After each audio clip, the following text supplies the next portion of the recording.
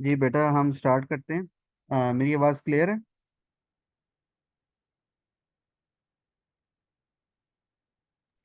Yes sir. ठीक है। ये हम अगला नेक्स्ट चैप्टर स्टार्ट कर लेते हैं। इसके साथ फिर करेंगे हम कंबाइन वर्कशीट करेंगे इसकी, और पीरियोडिक टेबल की।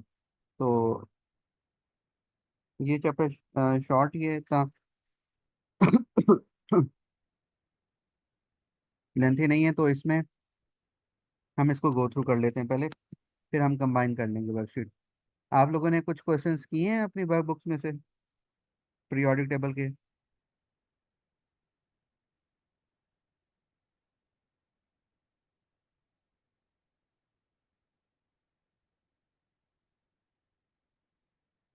जी बेटा, किए हैं क्वेश्चंस? कोई समझ आइए? Yes sir.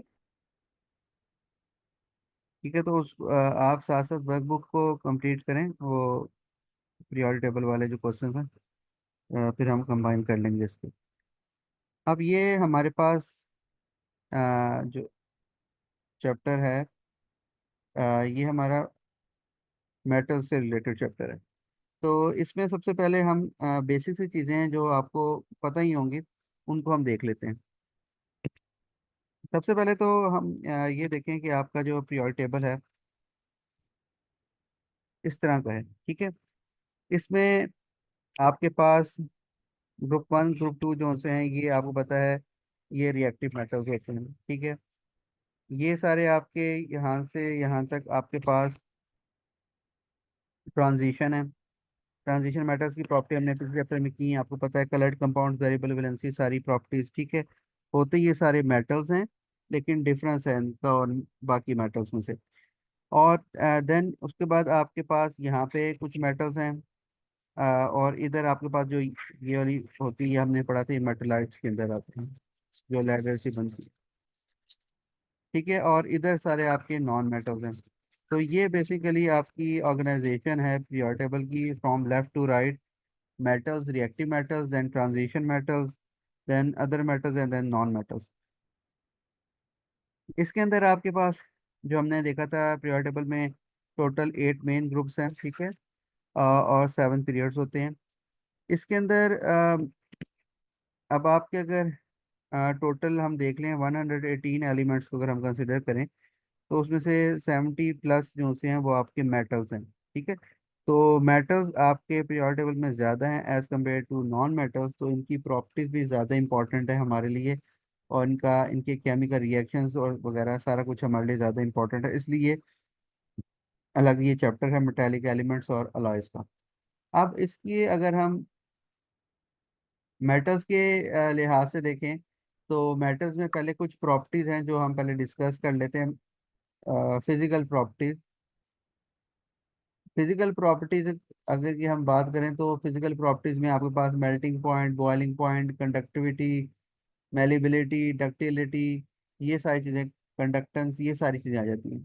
तो उस लिहाज से आपको पता होगा कि आपके पास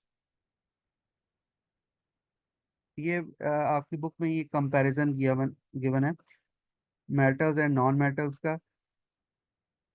जनरली हमें पता है, इनको आपने याद इस सेंस में, यानी कि बेसिकली आपने आप यहाँ पे हम दो तरीकों से हमारे लिए कवर हो जाएगा। हम मेटल्स की प्रॉपर्टी भी देख लेंगे और साथ उसका कंपैरिजन नॉन मेटल के साथ, तो हमारे पास ये जनरली हो जाएगा। फिर हम देखेंगे कुछ हमारे पास मेलिबिलिटी, डक्टिलिटी वाली टर्म्स हैं, उसको हम देख लेंगे, और कंडक्टेंस को हम देख लेंगे। तो जनरली हम देखें तो ये फिजिकल प्रॉपर्टी सारी गिवन है जो आपने देखनी है मेटल्स की। सबसे पहले, क्योंकि हमने अभी बॉन्डिंग वाला चैप्टर नहीं पढ़ा हुआ, तो मेटल्स के अंदर मेटालिक बॉन्डिंग होती है। मेटालिक बॉन्डिंग कुछ प्रॉपर्टीज हैं, तो उसको ध्यान में रख के हम ये चीज़ें देखें। तो हमारे पास मेल्टिंग एंड बॉइलिंग पॉइंट, आपको पता है कि metals are usually solids. Metal solids होते हैं, सिवाय एक जो कि मरकरी, जो कि एक लिक्विड होता है रूम टेम्परेचर, बाकी सारे मेटल जो होते हैं उनका melting and boiling point high होता है। और in case of non metals क्योंकि गैसेस हैं या लिक्विड्स हैं, तो उसके लिए इनका मेल्टिंग एंड बॉइलिंग पॉइंट लो होता है। उनके दरमियान जो बॉन्डिंग है वो हम बाद में डिस्कस कर लेंगे, कोवलेंट बॉन्डिंग। जनरल हमारे पास ये आता है। इलेक्ट्रिकल कंडक्टिविटी की बात करें तो इलेक्ट्रिकल कंडक्टिविटी आपको पता है कि मेटल्स गुड कंडक्टर होते हैं फ्लो ऑफ इलेक्ट्रॉन्स की वजह से। और मेटल्स में मेटालिक बॉन्डिंग, उधर इलेक्ट्रॉन्स का फ्लो, फ्री टू फ्लो होते हैं इलेक्ट्रॉन्स, तो गुड कंडक्टर होते हैं। नॉन मेटल्स जो से होते हैं इनके पास इलेक्ट्रॉन्स नहीं होते, ठीक है, तो ये इंसुलेटर्स होते हैं ना। अगर हम आयनिक कंपाउंड की बात करें तो वो हमें पता है कि उनके अंदर फ्री आयंस होते हैं मोल्टन या सोल्यूशन फॉर्म में, तो वो कंडक्टर होते हैं, लेकिन नॉन मेटल्स नहीं होते। थर्मल कंडक्टिविटी की बात करें तो thermal conductivity basically metals good conductor of heat होते हैं। ये हीट को ट्रांसफर करते हैं, इनके पार्टिकल्स एक जगह से दूसरी तरफ हीट को ट्रांसफर करते हैं, वो भी हम देखेंगे कैसे करते हैं। नॉन मेटल्स जो है पुअर कंडक्टर होते हैं, ठीक है, थर्मल कंडक्टर भी नहीं होते। मेलिबिलिटी एंड डक्टिलिटी मेटल्स के अंदर प्रॉपर्टी होती है कि मेटल्स को हम किसी भी शेप में या वायर्स में या रॉड्स में लेके जा सकते हैं, उसको हम कहते हैं मेलिबिलिटी एंड डक्टिलिटी। ये इसको हम जब फोर्स करते हैं तो ये मेटल्स की लेयर स्लाइड कर जाती हैं, जिसकी वजह से ये डिफरेंट शेप्स में जा सकते हैं। नॉन मेटल के अंदर ये काम नहीं होता, ठीक है। स्ट्रेंथ एंड हार्डनेस की बात करें तो आपको पता है कि मेटल्स डेंस हैं, हार्ड हैं, स्ट्रॉन्ग हैं, तो इसलिए इनकी डिफरेंट, आपको पता है कि घर में, हाउस होल्ड में आगे पीछे डिफरेंट चीज़ें बनती हैं, तो ये स्ट्रॉन्ग होते हैं। नॉन मेटल्स सॉफ्ट होते हैं, लेकिन डायमंड एक वाहिद, आपको पता है कि है जो कि बहुत हार्ड है मटेरियल। डायमंड के अंदर आप जब हम पढ़ेंगे वहाँ पे तो आपको जॉइंट कोवलेंट स्ट्रक्चर मिलेगा, उसकी वजह से हम एक्सटेंसिव कोवलेंट बॉन्डिंग होती है, तो ये जिस वजह से हार्ड होता है। वो हम जब हम ये कोवलेंट स्ट्रक्चर्स पढ़ेंगे जॉइंट, तो उस वक्त आपको क्लियर हो जाएगा। एबिलिटी प्रोड्यूस साउंड, ये स्नोरस एक टर्म होती है कि अगर आप किसी चीज़ को हिट करें तो वो साउंड प्रोड्यूस करे, उसको हम कहते हैं स्नोरस। तो ये मेटल्स की प्रॉपर्टी है कि आपको पता है मेटल्स के डोर्स होते हैं, लॉक्स होते हैं, इनको आप हिट करें हैमर के साथ तो साउंड प्रोड्यूस करते हैं। तो ये स्नोरस है। नॉन मेटल नॉन स्टोरस होते हैं। ये बेसिकली बेटा ये ऐसे है कि अक्सर वो कंपैरिजन में दो या तीन प्रॉपर्टीज दे देता है, फिजिकल प्रॉपर्टीज की बात कर रहा हूँ मैं, मेटल्स एंड नॉन मेटल्स की। आसान सा क्वेश्चन आता है कि कोई सी दो तीन मेटल्स को कंपेयर कर ले नॉन मेटल के साथ, तो इसमें से आपने ये प्रॉपर्टीज, मतलब कि आपको इनके नाम याद हो कौन कौन से, melting point, electrical conductivity, thermal conductivity, malleability, ठीक है, स्ट्रेंथ, हार्डनेस, ये स्नोरस, इनको बस आपने प्रॉपर्टीज को ध्यान में रखना है, बाकी तो आप खुद लिख लेंगे। उसका कलर एंड अपीयरेंस है, metals usually grey grey colour के होते हैं, ठीक है, और ये शाइनी होते हैं। और इनकी सरफेस को हम पॉलिश कर सकते हैं, ठीक है, मेटल की सरफेस को। नॉन मेटल्स का कलर वेरी होता है, और आपको पता है कि नॉन मेटल्स जो गैसेस हैं उनके कलर आपने, हेलोजन के कलर आपने याद रखने हैं, ठीक है। और जो इनमें सॉलिड भी हैं, जैसे कार्बन हो गया या आगे पीछे, तो वो बेसिकली डल उनकी सरफेस होती है, मेटल्स की तरह शाइनी या पॉलिश सरफेस नहीं होती। तो ये एक जनरल सा ओवरव्यू था, ये चीज़ें आपको बेसिकली आप पढ़ते आए हैं पहले ना, तो इसमें ऐसा कोई मुश्किल बात नहीं होनी चाहिए मेरे ख्याल से। बेटा ये क्लियर है ये टेबल सारा? Yes sir. ये आसान सा टेबल था। इसमें दो पॉइंट हैं जो हम डिस्कस कर लेते हैं, मेलिबिलिटी और डक्टिलिटी। देखिए मेटल्स के अंदर मेटल्स की प्रॉपर्टी है, ये मेटल्स का अगर हम स्ट्रक्चर देखें तो ये इस तरह एटम्स अरेंज होते हैं मेटल्स के, ठीक है। अब मैं अगर इसकी सेकंड लेयर पे फोर्स अप्लाई करूँ ना, तो ये मैट इसकी लेयर स्लाइड कर जाती है, मेटालिक बॉन्डिंग में ओवरऑल एक तरह का बॉन्डिंग हुई होती है, तो उससे फर्क नहीं पड़ता। ये आप देखेंगे तो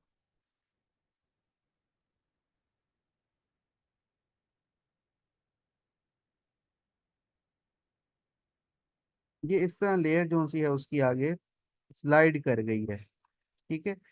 ये जब लेयर स्लाइड कर जाती है तो ये लेयर, और वहां पे स्ट्रक्चर ब्रेक नहीं होता, स्ट्रक्चर ब्रेक नहीं होता, ये याद रखना है। आयनिक कंपाउंड की हम बात करें या हम नॉन मेटल्स की बात करें तो वहाँ उनकी बॉन्डिंग ब्रेक हो जाती है, वहाँ से स्ट्रक्चर ब्रेक हो जाता है, जिसकी वजह से वो ब्रिटल होते हैं, टूट जाते हैं। ये मेटल्स जो से हैं इनको जब हम फोर्स अप्लाई करते हैं तो इनकी लेयर्स आगे स्लाइड होना शुरू हो जाती है, ठीक है, तो इसको हम किसी डिफरेंट शेप में लेके आके इस प्रॉपर्टी को यूज करके डिफरेंट शेप हम उसकी मेटल्स की लेके आ सकते हैं। तो इस वजह से ये मेटल्स आपके मेलिएबल डक्टाइल होते हैं। मेलिएबल का बेसिकली अगर सीधी अल्फाज में हम कहूँ तो मेलिएबल बेसिकली कि अगर आप उसको शीट्स में या रॉड्स की फॉर्म में लेके आ सकें तो उसको हम कहते हैं मेलिएबल। डक्टाइल वो होता है कि अगर हम किसी को वायर की फॉर्म में, जैसे copper wire, silver wiring use होती है, तो उसको हम डक्टिलिटी की प्रॉपर्टी यूज करते हैं। तो मेटल्स के अंदर दोनों ये हैं कि वो मैलिएबल भी होते हैं और डक्टाइल भी होते हैं, यानी उनको हम किसी भी शेप में हैमर्ड करके बाय अप्लाइंग फोर्स हम उनको डिफरेंट शेप दे सकते हैं।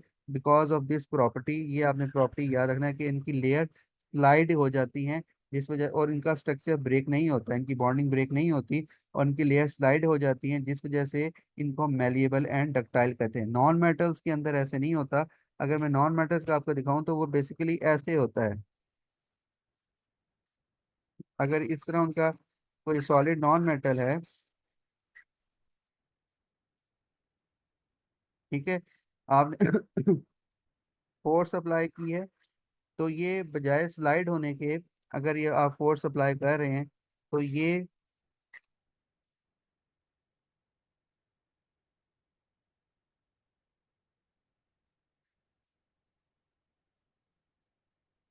इनके दरमियान यहाँ से बॉन्डिंग ब्रेक होना शुरू हो जाएगी। फोर्स अप्लाई करेंगे, ये आगे से लेयर जब यहाँ से स्लाइड करने की कोशिश करेगी, तो इनके दरमियान जो बॉन्डिंग हुई होती है पार्टिकल्स के दरमियान, वो ब्रेक होना शुरू हो जाती है। जब वो ब्रेक होगी तो इसका स्ट्रक्चर टूट जाएगा, मतलब ये किसी डिफरेंट फॉर्म में हम लेके नहीं जा सकते नॉन मेटल्स को। तो आयनिक कंपाउंड का भी यही है। आयनिक कंपाउंड के अंदर पॉजिटिव नेगेटिव चार्जेस होते हैं, तो वो रिपेल कर जाते हैं जब सेम आते हैं। वो हम आयनिक बॉन्डिंग में जब पढ़ेंगे आयनिक कंपाउंड्स की, तो वहाँ पे प्रॉपर्टीज में ये सारी बात आएगी दोबारा। तो ये नॉन मेटल्स के अंदर यहाँ से बेसिकली इनकी ब्रेक होना शुरू होता है स्ट्रक्चर, जिस वजह से इनको हम मेलिएबल डक्टाइल नहीं कहते। तो ये है मेलिबिलिटी एंड डक्टिलिटी। इसके बाद एक चीज, थर्मल कंडक्टिविटी का भी दड़ा हम देख लेते हैं। आपको पता ही होगा, थर्मल कंडक्टिविटी बेसिकली ये है कि आपको पता है कि मेटल जो होते हैं सॉलिड्स हैं, और सॉलिड्स के अंदर आपके पास जो कि है वो कौन सा मोशन होता है बेटा? सॉलिड्स के मोशन कौन सा होता है? सॉलिड का मोशन बताएं जरा। वाइब्रेट पर फिक्स पॉइंट। जी, सॉलिड के अंदर वाइब्रेटरी मोशन होती है।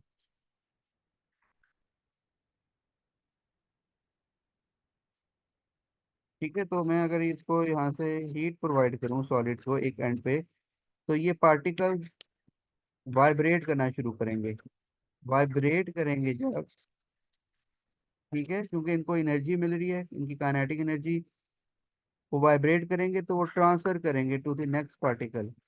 तो ये, अगर मैंने इस एंड पे हीट दी है, तो ये हीट ट्रांसफर होके ड्यू टू देयर वाइब्रेशन दूसरे एंड पे कुछ देर बाद आपको, दूसरे एंड पे अगर यहाँ पे हीट है, यहाँ पे हम हीट दे रहे हैं, तो वो ट्रांसफर होके ड्यू टू दी पार्टिकल, वो हीट इधर आपको मिलनी कुछ थोड़ी देर बाद ट्रांसफर हो जाएगी, तो ये यहाँ पे आने शुरू हो जाएगी।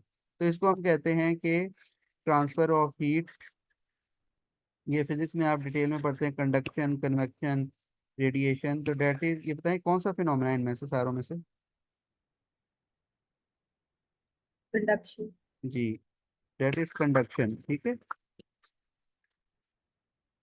तो ये कंडक्शन यहाँ पे होती है, और इसमें पार्टिकल्स को नहीं मूव करते बल्कि ट्रांसफर करते हैं। तो पार्टिकल टू पार्टिकल मूव करता है और यहाँ पे दूसरे एंड तक हीट पहुंच जाती है, तो इसको हम कहते हैं कंडक्शन।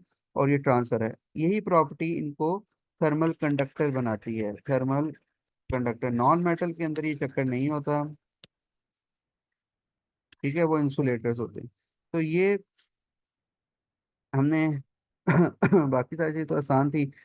इलेक्ट्रिकल कंडक्टर को पता है कि फ्लो ऑफ इलेक्ट्रॉन है, इलेक्ट्रॉन्स फ्लो कर सकते हैं मेटल्स के अंदर, तो वो होते हैं। मेल्टिंग एंड बॉइलिंग पॉइंट हमने डिस्कस किया हुआ है काफ़ी डिटेल में। स्ट्रेंथ एंड हार्डनेस तो आसान है, और कलर एंड अपीयरेंस भी हमने देख लिया। तो ये ओवरव्यू था एक जनरल सा मेटल नॉन मेटल का और उनकी प्रॉपर्टीज का। इनमें से जो दो मेन इंपॉर्टेंट पॉइंट हैं वो ये सबसे ज़्यादा इंपॉर्टेंट पॉइंट जो अक्सर पूछा जाता है वो लेयर्स की स्लाइडिंग का है, कि मेटल्स को हम किसी भी डिफरेंट शेप में क्यों लेके आ सकते हैं, या मेटल्स को हम मोल्ड क्यों कर सकते हैं, या मेटल्स मेलेबल एंड डक्टाइल क्यों होते हैं। तो आपने ये रीज़न दे याद रखनी है। सेकेंडली, ये कुछ जगह पे आ जाती है क्योंकि बेसिक सा कॉन्सेप्ट है, कंडक्शन का फिजिक्स में पूछा जाता है। तो ट्रांसफर है because of the vibratory motion of the particles because they are solids, तो वो वाइब्रेट करते हैं सिर्फ। तो ये है मेटल्स के अंदर आ, जो बेसिक चीज़ें हैं, मेलिएबिलिटी, डक्टिलिटी, और हमने ये किया। उसके बाद आपके पास ये केमिकल कुछ प्रॉपर्टीज हैं मेटल्स की, वो हम देखते हैं।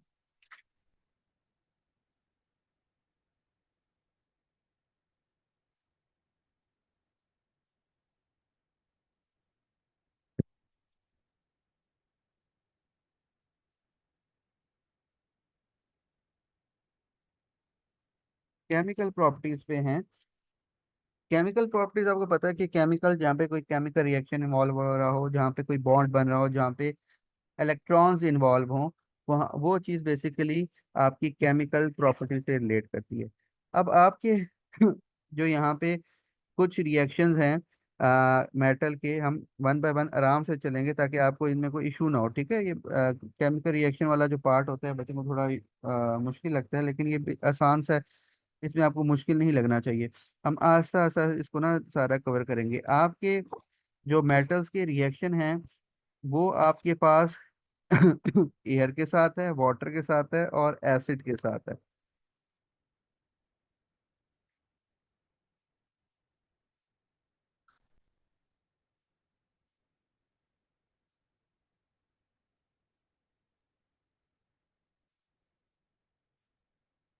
इनको हमने डिस्कस करना है एयर, वाटर एंड एसिड के साथ।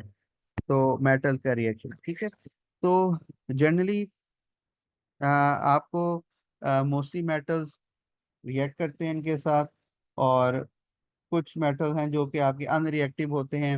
इसमें हम रिएक्टिविटी सीरीज वाला, आपने कुछ आपको आइडिया होगा, जिनमें गोल्ड, सिल्वर, ठीक है, ये चीज़ें आ जाती हैं जो कि अनरिएक्टिव होती हैं। वो बहुत ही लीस्ट रिएक्टिव मेटल्स हैं, वो हैं।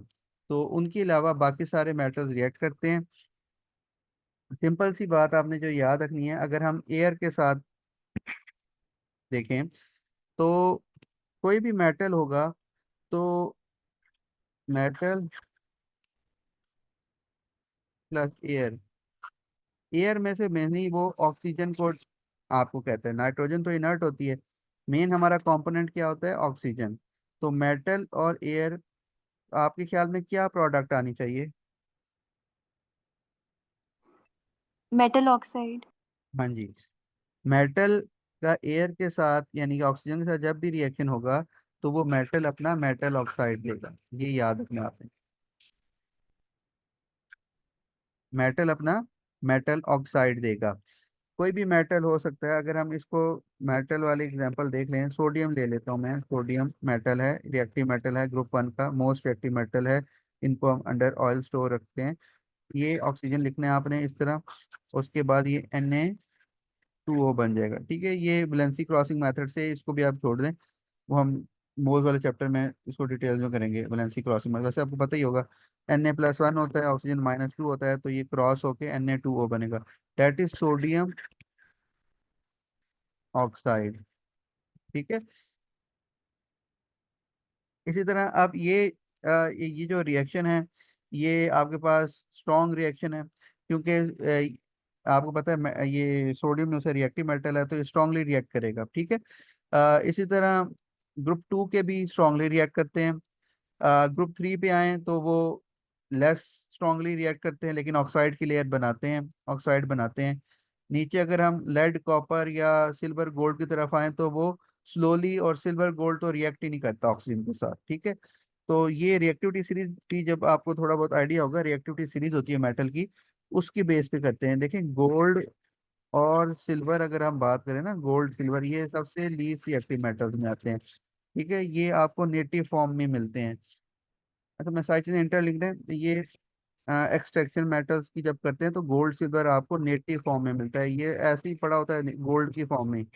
बाकी सारे जितने भी रिएक्टिव मेटल्स होते हैं, एल्यूमिनियम या जिंक, वो अपनी ओर्स की फॉर्म में होते हैं। और बेसिकली होता है जिसमें या तो वो अपने ऑक्साइड या सल्फाइड के साथ मेनली कंबाइंड फॉर्म में होते हैं। जैसे एल्यूमिनियम की ओर आपको पता है Al2O3 होती है, एल्यूमिनियम ऑक्साइड, ठीक है। तो ये अपनी ऑक्साइड के फॉर्म में होता है, ये इसको फिर हम एक्सट्रैक्ट करते हैं और यहाँ से एल्यूमिनियम निकालते हैं।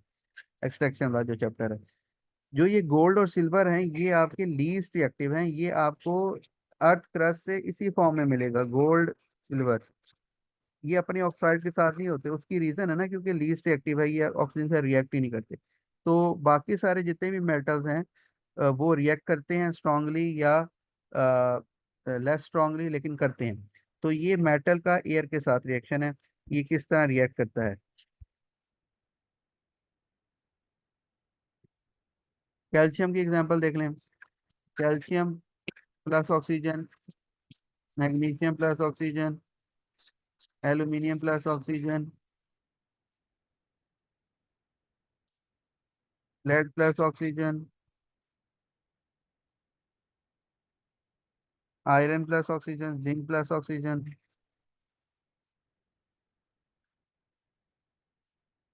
ये कुछ एग्जांपल मैंने लिखी है यहाँ पे।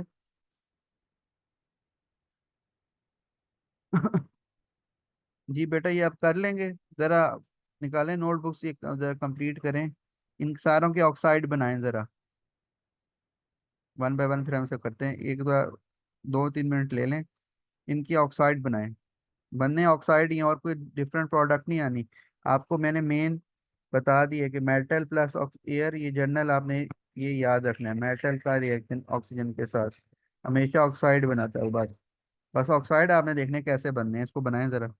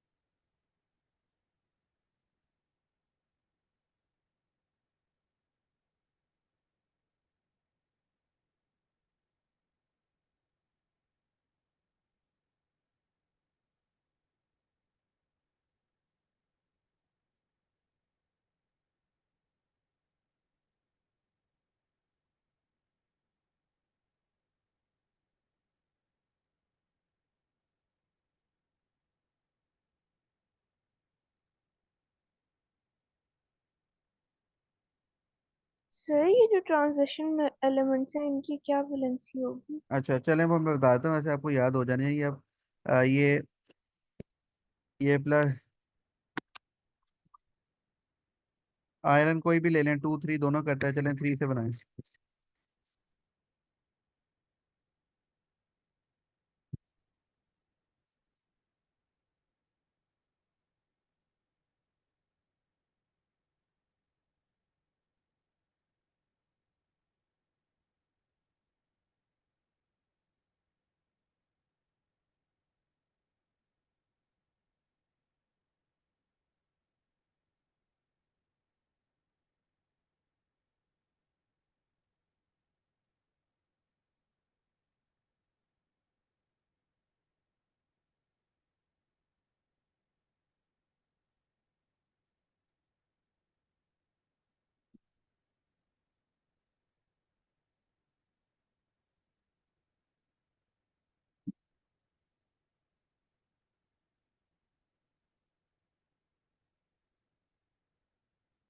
सर हो गया।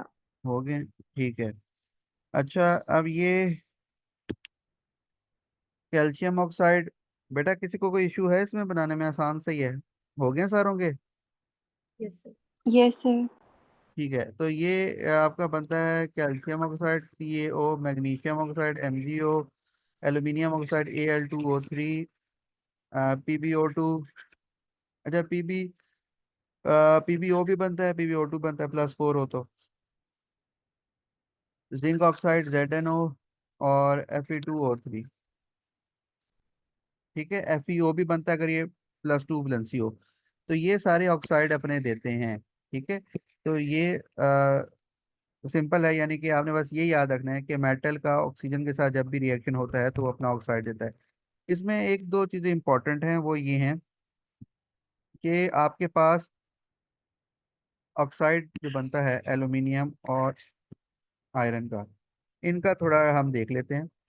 देखें, आयरन को जब हम, आयरन जैसे लोहा है आपको पता है, इसको जब हम एटमॉस्फेयर में लाते हैं ना, तो इसने ऑक्सीजन के साथ और वाटर मॉइस्चर के साथ रिएक्ट करके ये बना लिया अपना Fe2O3 हाइड्रेटेड। हाइड्रेटेड मतलब वाटर के, बेसिकली ये होता है Fe2O3.NH2O, that is water of crystallisation, ये हम पढ़ेंगे। मतलब वाटर के मॉलिक्यूल्स अटैच होते हैं because of the moisture in the atmosphere. तो ये आपकी होती है रस्ट। रस्ट का पता है बेटा?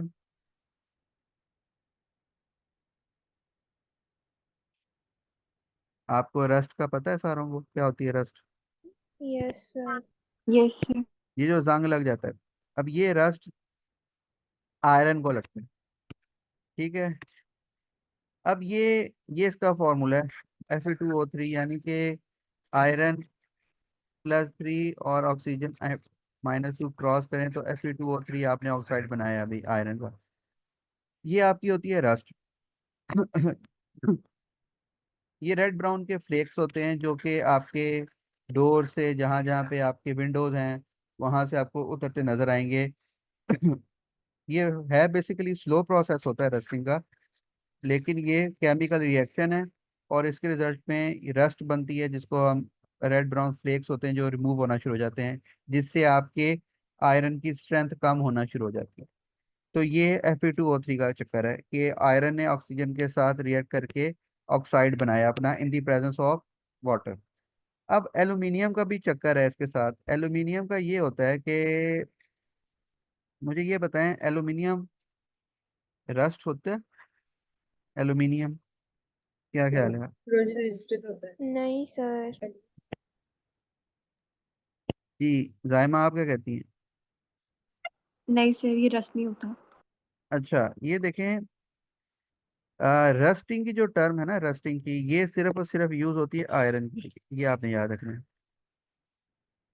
जर्नल टर्म जो यूज होती है डेट इज क्रोड, किसी भी मेटल का क्रोड होना, क्रोड।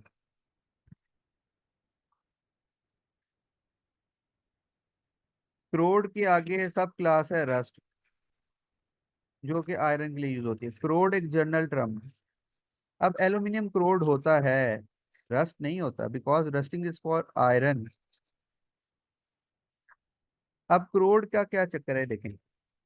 एल्यूमिनियम भी जब ऑक्सीजन की प्रेजेंस में अपना ऑक्साइड देता है Al2O3, अब ये एल्यूमिनियम है आपका,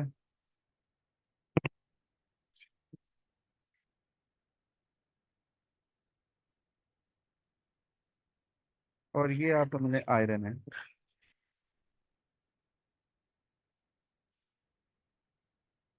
अब in the presence of moisture,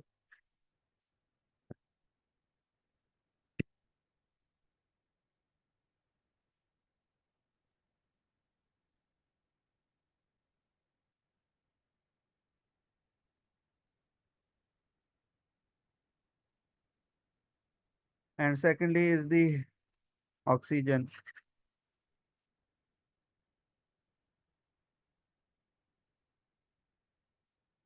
ये दो मेटल्स हैं, इन पे वाटर, अब ऑक्सी एल्यूमिनियम की आपने विंडोज डोर्स वगैरह देखे होंगे, घरों में भी आपके होंगे, तो इन पे इफेक्ट डिफरेंट आता है। होता यह है कि जब आपने आयरन के को किया तो आयरन के ऊपर ये इस तरह की लेयर बनना शुरू हो जाती है, जिसको हम कहते हैं रस्ट हो रहा है in the presence of oxygen and water. ये आयरन आपका रस्ट होना शुरू हो गया। अब ये आपके फ्लेक्स हैं जो कि रिमूव हो जाएंगे और इससे स्ट्रेंथ कम होगी, जिसको हम कहते हैं Fe2O3.NH2। ये इसका जनरल फार्मूला है रस्टिंग का। आयरन इस फॉर्म में रस्ट करता है। ये तो ये इसकी स्ट्रेंथ मजीद खराब होगी और आयरन डिटोरिएट होना शुरू हो जाएगा कुछ अर्से बाद, मतलब काफी टाइम लगेगा क्योंकि स्लो प्रोसेस होता है रस्टिंग का। एल्यूमिनियम में ये काम नहीं होता।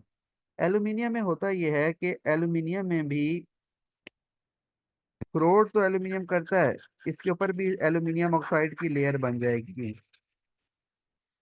सरफेस के ऊपर।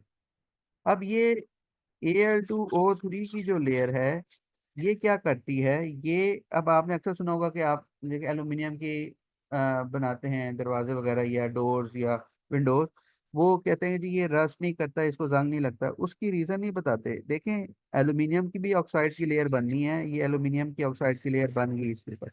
अब ये फर्दर बचाती कैसे एल्यूमिनियम को, कि ये फर्दर जो इनका कांटेक्ट है ना एयर और वाटर का, ये जो कांटेक्ट हो रहा है इसको रोक देते हैं, इसको फर्दर एल्यूमिनियम के सरफेस पे नहीं आने देता।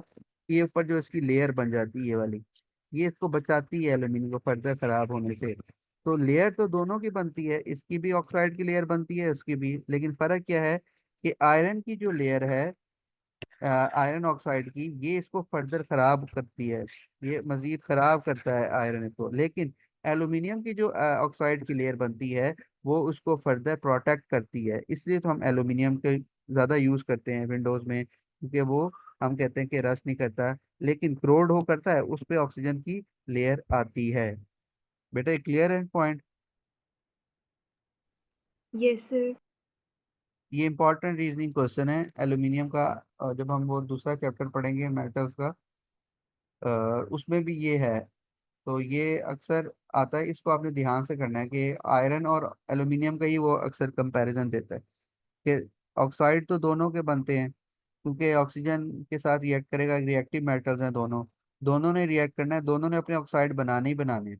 ऑक्साइड बनाने हैं, आयरन ने ऑक्साइड जो बनाना है वो उसको खराब करेगा आयरन ऑक्साइड की लेयर बना के, और जो आपका एल्यूमिनियम है वो ऑक्साइड की लेयर बनाएगा तो वो फर्दर उसको बचाएगा खराब होने से। तो इसलिए हम ये यूज़ करते हैं एल्यूमिनियम का। तो ये आपके पास दोनों का कंपैरिजन था। इसमें ऑक्साइड की लेयर का था, और ऑक्साइड जो बनते थे वो हमने देखे हैं कि इसमें आपके पास किस तरह आपके रिएक्शन होते हैं। बेसिकली हमने जर्नल से ओवरव्यू आज किया है।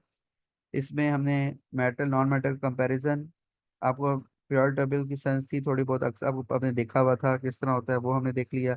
उसके बाद इसके अंदर हमने मेटल्स की दो जो मेन चीज़ें थी वो ये था कि ये आपके पास कंडक्टर होते हैं, और थर्मल कंडक्टर कैसे बनते हैं वो हमने देखा। उसके बाद हमने देखा कि ये मेलेबल डक्टाइल क्यों होते हैं, क्योंकि उनकी लेयर्स स्लाइड कर जाती हैं। फिर केमिकल प्रॉपर्टीज की तरफ आए तो मेटल्स की हमने तीन रिएक्शंस करने हैं, एयर के साथ, वाटर के साथ और डाइल्यूट एसिड्स के साथ। जनरल हमने आज जो एयर के साथ देखा है कि मेटल जब एयर के साथ रिएक्ट करता है तो अपना ऑक्साइड बनाता है। मेटल का ऑक्साइड बनाना है आपने, सिंपल है। और इसमें आपके पास जो ज़्यादा रिएक्टिव मेटल्स हैं और मॉडरेट मेटल्स हैं सारे ऑक्साइड बनाते हैं, सिवाय गोल्ड और सिल्वर को छोड़ के बाकी सारे आपके मेटल्स ऑक्साइड की लेयर बनाते हैं। सिंपल है, आपने जो भी मेटल लेंगे आप उसका ऑक्साइड आसानी से बना सकते हैं, हमने कुछ प्रैक्टिस भी की थी। जो मेन इसमें पॉइंट था ऑक्साइड की लेयर में वो था आयरन और एल्यूमिनियम का, कि दोनों का कंपैरिजन जो आपको पता होना चाहिए। तो बेटा ये समरी थी। क्लियर है? आपको कोई क्वेश्चन तो पूछ लें।